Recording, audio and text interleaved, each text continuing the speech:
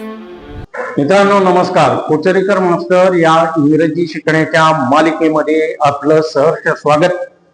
87वा भाग हा अत्यंत महत्वाचा आहे, कारण अनेक मराठी माध्यमातल्या विद्यार्थ्यांना विल आणि वुड या दोघांमधला नेमका फरक काय आहे समजत नाही. He will go to Pune, तो उद्या पुण्याला जाईल. He would go to Pune, तो उद्या पुण्याला जाईल. दोन्हीमध्ये भविष्य काळातलं जाईल हेच क्रियापद आपण वापरतो. मग विलच्या जागी वुड कधी वापरायचं आणि त्याच्यामुळे अर्थात फरक पडतो का? तर इथे भाषांतर उपयोगी नाही, तर वुडच्या वापराचे नियम उपयोगी आहेत हे लक्षात ठेवा. ते नियम कोणते ते इथे तपशीलवार समजावून घ्या.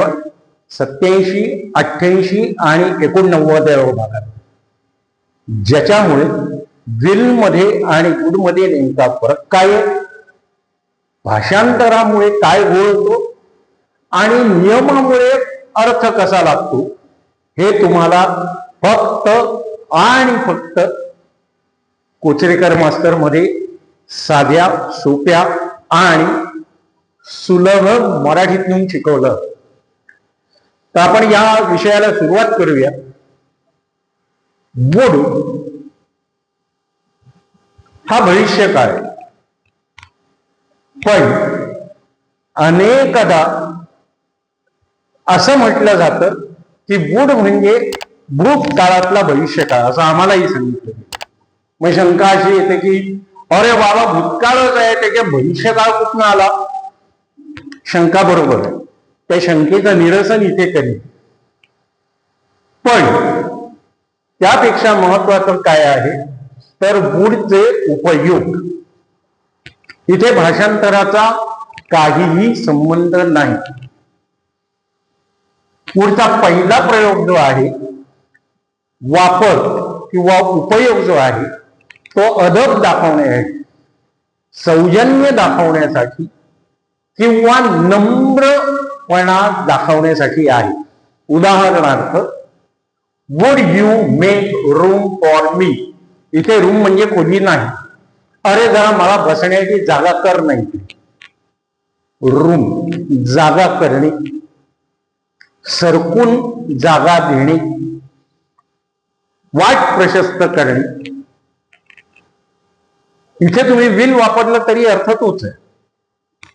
मग वुड का वापरलं तर हा मनस, एटिकेट किंवा सौजन्यपूर्ण रीतीभातीचा एक भाग आहे.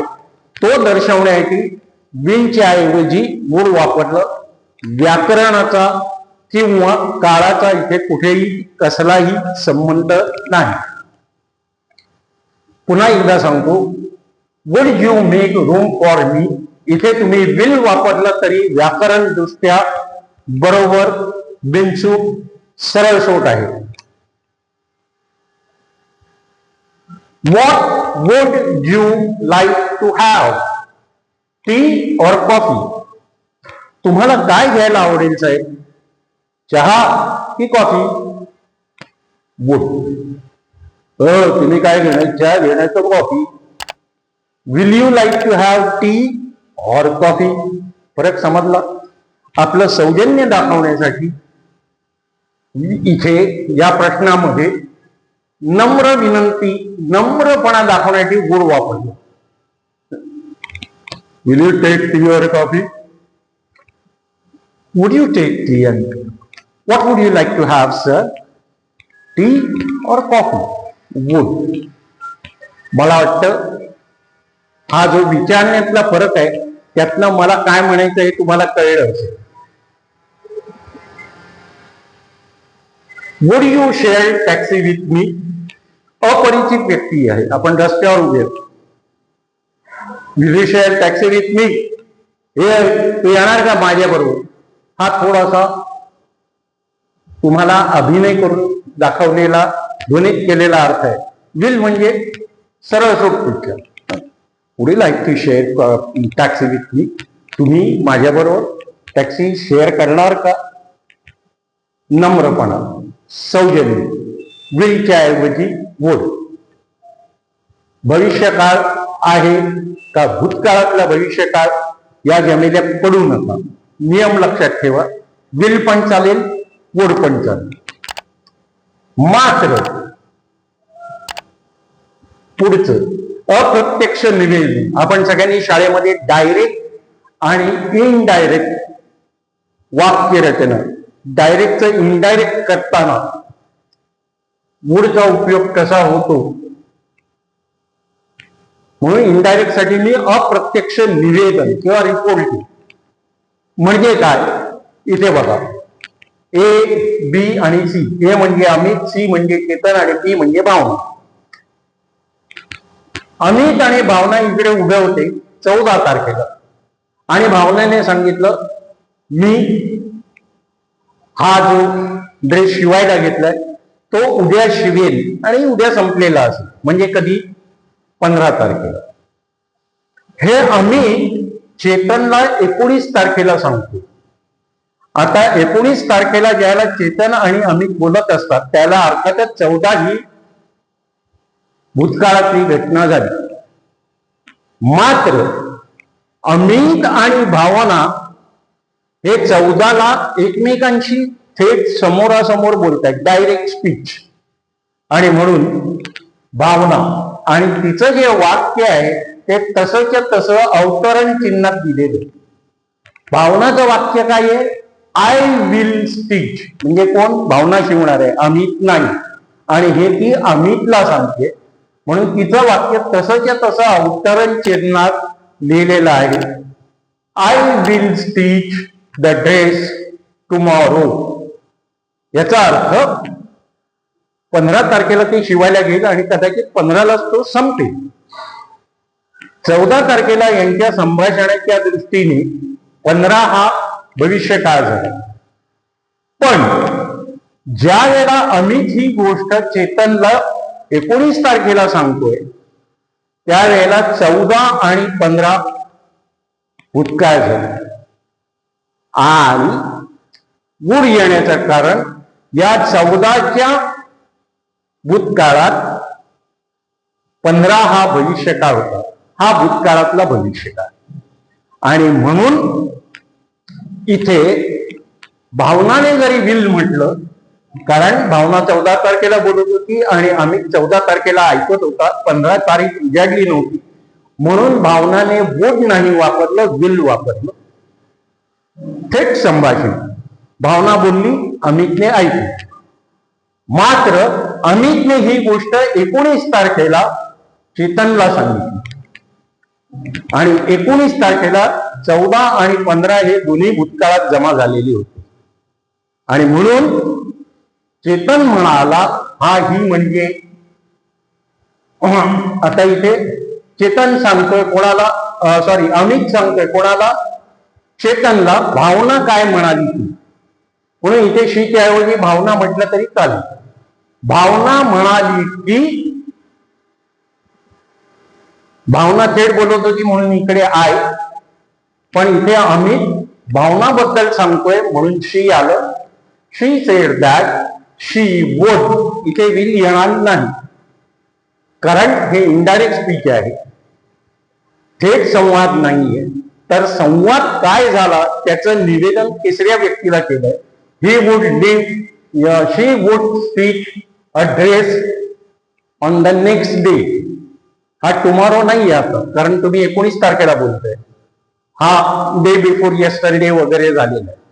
म्हणून इथे ऑन द नेक्स्ट डे म्हणजे ती बोलली त्याच्या पुढच्या दिवशी असा त्याचा अर्थ.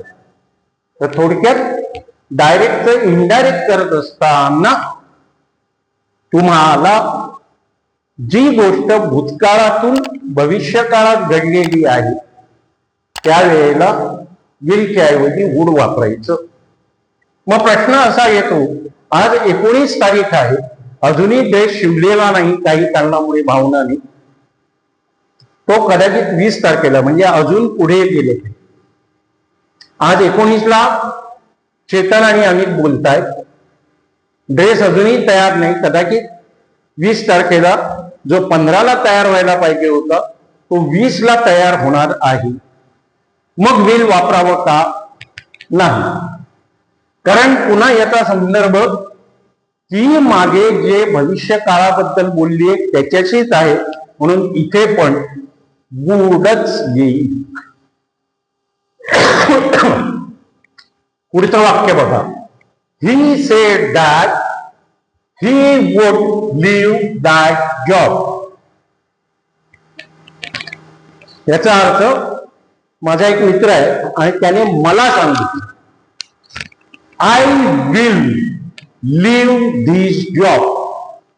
या महिन्याअखेरीस, कदाचित उद्या, कदाचित परवा, कदाचित पुढच्या महिन्यात, पण अजून मी नोकरी सोडलेली नाही. म्हणून मी समोरच्याशी बोलताना म्हणतो I will leave this job. समोरच्याने त्याच्या मित्राला सांगताना सांगितलं दुसऱ्या दिवशी, तिसऱ्या दिवशी, आणखीन एक आठवड्याने, की मी त्याला काय सांगू. ही सेड दॅट, तो माझ्याबद्दल बोलतो म्हणून म्हणाला तो म्हणाला ही वुड लिव्ह द जॉब. मी बोलताना I will leave the job म्हटलं. त्याने समोरच्याला सांगताना म्हटलं तो नोकरी सोडणार आहे. मी नोकरी सोडणार आहे. I will leave the job. तो नोकरी सोडणार आहे. He would leave the job. मला वाटतं हे विवेचन अतिशय सोप्या पद्धतीने तुम्हाला जे मी समजावून सांगितले ते तुम्हाला नीट कळलं असेल. आता हे डायरेक्ट आणि इनडायरेक्ट जरी असलं तरी हे दुसऱ्या प्रकारे लिहिता येतं. They promise comma they would join the party. Promise कधी केलं? आधी केलं. काल केलं की आज संध्याकाळी पार्टी येतं, सकाळी केलं आणि मी आत्ता दुपारी गेली. अरे ते ना, त्यांनी वादा केला होता, त्यांनी वचन दिलं होतं किंवा त्यांनी खात्री दिली होती की ते संध्याकाळी पार्टीला येणार आहेत. भविष्यकाळ. मात्र दुसरी एक शक्यता तुम्ही इथे पाहून घ्या. एक मिनिट.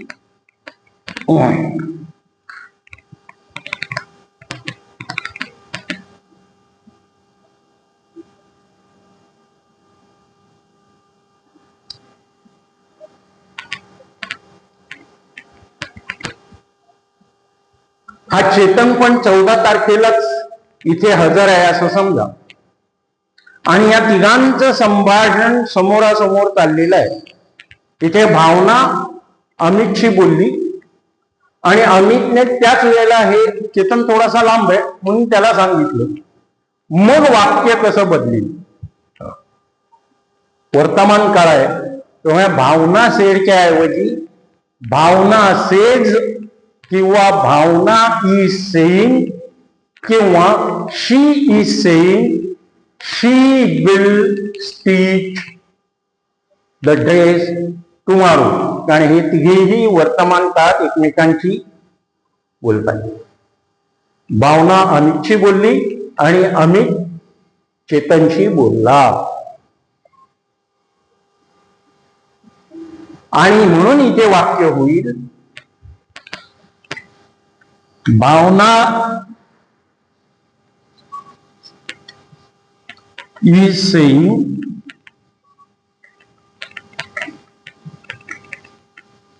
that, कारण अजून 15 तारीख उजाडायची.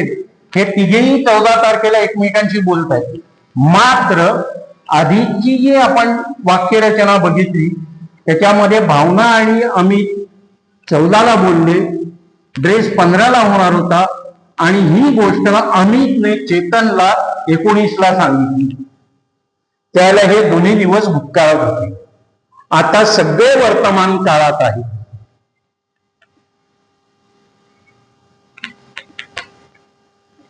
म्हणून इथे वूड येणार नाही. शी विल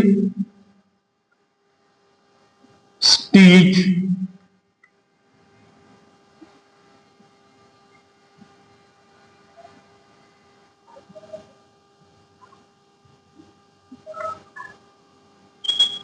ड्रेस,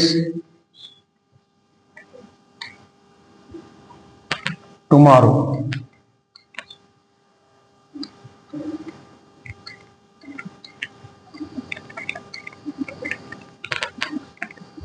मित्रांनो, विल आणि वुड यांच्यामध्ये वापराच्या दृष्टीने कुठले नियम आहेत आणि भाषांतराच्या दृष्टीने कुठले नियम आहेत, हे एकमेकांपासून वेगळे कसे आहेत, हे इथे या दोन उदाहरणांमधून स्पष्ट झालेलं आहे. इथे विलच्या जागी तुम्ही वुड वापरलं तरी काही फरक पडत नाही, काळ बदलत नाही आणि वस्तुस्थिती बदलत नाही. इथे संभाषण करते बदलतात. भावना अमितशी बोलते आणि नंतर अमित चेतनशी बोलतोय, त्यावेळेला शी सेड दॅट येते, डायरेक्ट टू इनडायरेक्ट. त्यावेळेला विलचं वुड होतं जर मूळ संभाषण भूतकाळात असेल तर. इथे सेड आलंय, इथे इज सेईंग आलाय किंवा सेड. मित्रांनो, विल आणि वुड याच्याबद्दल तुमच्या मनात इतपर यापुढे कुठलीही शंका राहणार नाही अशी मला खात्री आहे. इंग्रजी भाषेचे बारकावे सुस्पष्ट रीतीने आणि अत्यंत सोप्या रीतीने शिकण्यासाठी नियमितपणे हे कोचरेकर मास्तर पाहत चला. आणि हो, तुमच्या प्रतिक्रिया आवर्जून कॉमेंट सेक्शन मध्ये नोंदवायला विसरू नका. इंग्रजी शिका, पण इंग्रज होऊ नका. पक्के मराठी गा. नमस्कार.